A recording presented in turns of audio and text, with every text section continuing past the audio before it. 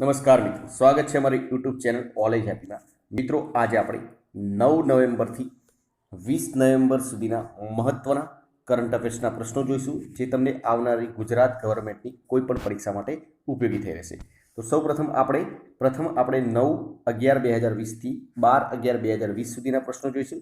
એના પછી આપણે 13થી 20 સુધીના પ્રશ્નો જોઈશું। તો ચલો મિત્રો, શરૂ કરીએ। ફર્સ્ટ ક્વેશ્ચન છે, મિસ યુનિવર્સ ઓસ્ટ્રેલિયા કોણ બની? મિસ યુનિવર્સ ઓસ્ટ્રેલિયા ભારતીય મૂળની મારિયા થટ્ટીલ બની છે। ગુજરાતના સૌપ્રથમ ટાઉન પ્લાનર જેમનું હાલમાં નિધન થયું તે કોણ છે? જમનાદાસ પટેલ। 6 નવેમ્બર એટલે international day for preventing exploitation of environment in war and armed conflict. 6 નવેમ્બર નાસાએ તાજેતરમાં કયું સર્વેલન્સ સેટેલાઇટનું લોન્ચિંગ કર્યું? પ્રહરી 6, જે નાસાએ લોન્ચ કર્યું છે। ગુજરાતને કર્મભૂમિ બનાવનાર સ્પેનિશ મૂળના સવાયા ગુજરાતી જેમનું હાલમાં સ્પેનમાં નિધન થયું તે કોણ? ફાધર વાલેસ, જેમનો જન્મ થયો હતો 4 નવેમ્બર 1925ના રોજ। જન્મસ્થળ છે લોગ્રોન, સ્પેનમાં। નિધન થયું 9 નવેમ્બર 2020ના રોજ। 1966માં કુમારચંદ્રક, 1978માં રણજીતરામ ચંદ્રક મેળવ્યા હતા। ગુજરાત સમાચારની કોલમ જે આપણે જોઈએ છીએ નવી પેઢીને ખૂબ જ લોકપ્રિય હતી। 1960થી 1982 દરમિયાન અમદાવાદની સેન્ટ ઝેવિયર્સ કોલેજમાં ગણિતના અધ્યાપક પણ હતા। આગળ જોઈએ, મહિલા T20 ચેલેન્જમાં કઈ ટીમ ચેમ્પિયન બની મિત્રો? તો ટ્રેલબ્લેઝર્સ જે ચેમ્પિયન બની છે, સુપરનોવાઝને હરાવીને આ ટીમ ચેમ્પિયન બની છે ફાઇનલમાં। કેન્દ્રીય જળશક્તિ મંત્રાલય જળ સંસાધન સંરક્ષણ અને પ્રબંધન ક્ષેત્રે ઉલ્લેખનીય યોગદાન કરનારા લોકોને કયો પુરસ્કાર એનાયત કરે છે? તો રાષ્ટ્રીય જળ પુરસ્કાર એનાયત કરવામાં આવે છે। આઈપીએલમાં કઈ ટીમ ચેમ્પિયન બની? દરેક મિત્રોને ખ્યાલ જ હશે, મુંબઈ ઇન્ડિયન્સ ફાઇનલમાં જીતી હતી, જે 5મી વખત ચેમ્પિયન બની છે। યાદ રાખજો મિત્રો, કઈ વખત? 5મી વખત ચેમ્પિયન બની છે। અને કોને હરાવી આ વખત ફાઇનલમાં? દિલ્હી કેપિટલ્સને। ગૃહ અને શહેરી બાબતોના પ્રધાન હરદીપસિંહ પુરીએ નેબરહુડ ન્યુટ્રિશન ચેલેન્જ શરૂ કર્યું, તેનું આયોજન કોના સમર્થનથી કરવામાં આવી રહ્યું છે? તો નેધરલેન્ડના બર્નાર્ડ વાન લીર ફાઉન્ડેશનના સમર્થનથી શરૂ કરવામાં આવી રહ્યું છે। કોવિડ-19 સ્ત્રી શક્તિ ચેલેન્જ 6 મહિલા સંચાલિત સ્ટાર્ટઅપ્સ દ્વારા જીતી લેવાઈ। આ પડકાર માય ગવર્મેન્ટ દ્વારા UN વુમેનના સહયોગથી શરૂ કરવામાં આવી હતી। અને આ ચેલેન્જ ક્યારે શરૂ કરવામાં આવી હતી? એપ્રિલ 2020ના રોજ। કયા ચાર ભારતીય અમેરિકન ડેમોક્રેટિક સાંસદ યુએસના પ્રતિનિધિ ગૃહમાં ફરીથી ચૂંટાયા છે? તો એક છે અમી બેરા, પછી પ્રમિલા જયપાલ, રો ખન્ના અને રાજા કૃષ્ણ મૂર્તિ। આગળનો ક્વેશ્ચન, કયા રાજ્યની સરકારે પરિવહન અને બિન પરિવહન ઇલેક્ટ્રિક વાહનો માટે 100% મોટર વાહન કર મુક્તિની સૂચના આપી છે? તમિલનાડુ રાજ્ય સરકારે। તાજેતરમાં formula 1 Emilia Romagna grand prix tournament કોણે જીતી? બ્રિટિશ રેસિંગ ડ્રાઈવર લુઈસ હેમિલ્ટને। કર્ણાટકના વાયોલિન વાદક જેમનું હાલમાં અવસાન થયું તે કોણ? TN કૃષ્ણન। 1992માં તેમને પદ્મભૂષણ, 1973માં પદ્મશ્રી, 1974માં સંગીત નાટક અકાદમી એવોર્ડ અને 2006માં સંગીત નાટક અકાદમી ફેલોશિપ મળી હતી। DRDOએ ઓડિશાના ચાંદીપુર ખાતે પિનાકા રોકેટ સિસ્ટમના નવા સંસ્કરણનું સફળતાપૂર્વક લોન્ચિંગ કર્યું। આ સમયગાળા દરમિયાન કુલ 6 રોકેટ લોન્ચ કરવામાં આવ્યા હતા। તેની રેન્જ લગભગ કેટલી છે? 37 કિલોમીટર। કેન્દ્ર સરકારે શિપિંગ મંત્રાલયનું નામ બદલીને નવું નામ કયું આપ્યું?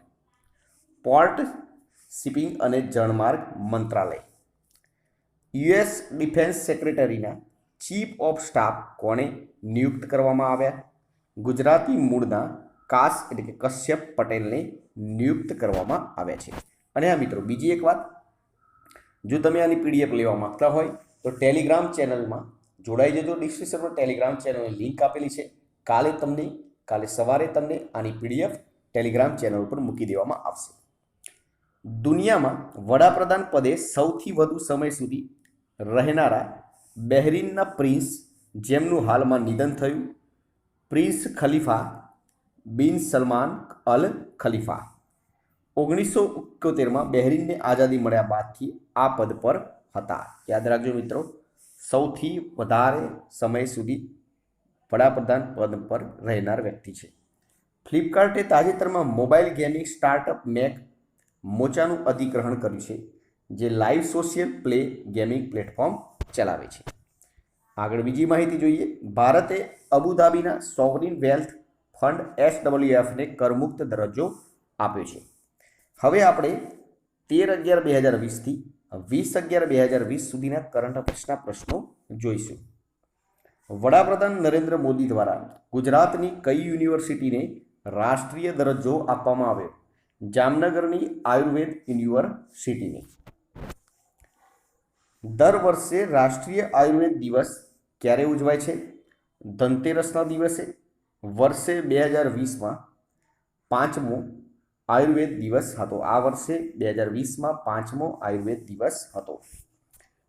તાજેતરમાં કલવરી ક્લાસની 5મી સબમરીન લોન્ચ કરવામાં આવી. તેને શું નામ આપવામાં આવ્યું? વાગીર નામ આપવામાં આવ્યું છે. કયો દેશ ભારત પાસેથી બ્રહ્મોસ મિસાઇલ ખરીદશે? તો ફિલિપાઇન્સ આપણા દેશ પાસેથી બ્રહ્મોસ મિસાઇલ ખરીદશે. 15 નવેમ્બર એટલે જનજાતિ ગૌરવ દિવસ. મહારાષ્ટ્રનું 50,000 વર્ષ જૂના કયા સરોવરને વેટલેન્ડ ક્ષેત્ર જાહેર કરવામાં આવ્યું? તો લોનાર સરોવરને, જેને વેટલેન્ડ ક્ષેત્ર જાહેર કરવામાં આવ્યું છે. ઉલ્કાપિંડથી સર્જાયેલું એકમાત્ર સરોવર છે. અને બીજું મિત્રો, વેટલેન્ડ એટલે કે એવું ક્ષેત્ર જ્યાં ભરપૂર ભેજ હોય છે. 14 નવેમ્બર એટલે ડાયાબિટીસ દિવસ. ભારતે તાજેતરમાં quick reaction surface two air QRSAM quick reaction surface two air missile અને બંસી રોકેટનું સફળ પરીક્ષણ ક્યાં કર્યું? તો ઓડિશાના ચાંદીપુર ખાતે. અયોધ્યામાં સરયુના 24 ઘાટ પર કેટલા દીવા પ્રજ્વલિત કરી વર્લ્ડ રેકોર્ડ બનાવ્યો? 5,84,572 દીવા પ્રજ્વલિત કરી વર્લ્ડ રેકોર્ડ બનાવવામાં આવ્યો છે. મિત્રો ઇમ્પોર્ટન્ટ ક્વેશ્ચન છે, પરીક્ષામાં પૂછાઈ શકે છે, યાદ રાખજો. આ વર્ષે વડાપ્રધાન નરેન્દ્ર મોદીએ દિવાળીની ઉજવણી ક્યાં કરી? તો જેસલમેરમાં લોંગેવાલા પોસ્ટ ઉપર વડાપ્રધાન નરેન્દ્ર મોદીએ દિવાળીની ઉજવણી કરી. દિગ્ગજ બંગાળી અભિનેતા જેમનું હાલમાં નિધન થયું, સૌમિત્ર ચેટર્જી. ડૉક્ટર આંબેડકર પુરસ્કારથી કોને સન્માનિત કરવામાં આવી? અભિનેત્રી રુચા ચડ્ડાને ડૉક્ટર આંબેડકર પુરસ્કારથી સન્માનિત કરવામાં આવી છે. તાજેતરમાં મલબાર 2020 લશ્કરી કવાયત કયા દેશોએ કરી? ભારત, અમેરિકા, જાપાન અને ઓસ્ટ્રેલિયા.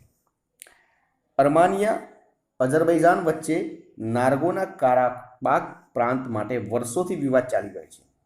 આ બંને દેશ કયા દેશમાંથી છૂટા પડેલા છે? તો 1991માં રશિયામાંથી છૂટા પડેલા દેશ છે. 2020માં વૈશ્વિક મોરચે લાંચ રૂશ્વતના જોખમના ઇન્ડેક્સમાં ભારત કેટલામાં ક્રમે છે? 77માં ક્રમે છે. વડાપ્રધાન ગરીબ કલ્યાણ યોજના, જેનો હેતુ ગ્રામીણ અર્થતંત્રને પ્રોત્સાહન આપવાનો. ઇમરજન્સી ક્રેડિટ લાઇન ગેરંટી, જેનો હેતુ MSMEને પ્રોત્સાહન આપવાનું. PM શહેરી આવાસ યોજના, જેનો હેતુ રોજગારી, પાકા મકાનોની ઉપલબ્ધતા કરાવવાનો. અને આત્મનિર્ભર ભારત યોજના, જેનો હેતુ ભરતીઓમાં કંપનીઓમાં પ્રોત્સાહિત થાય. અને PLI યોજના, જેનો હેતુ ચીનના પડકારો સામે લડવાનો.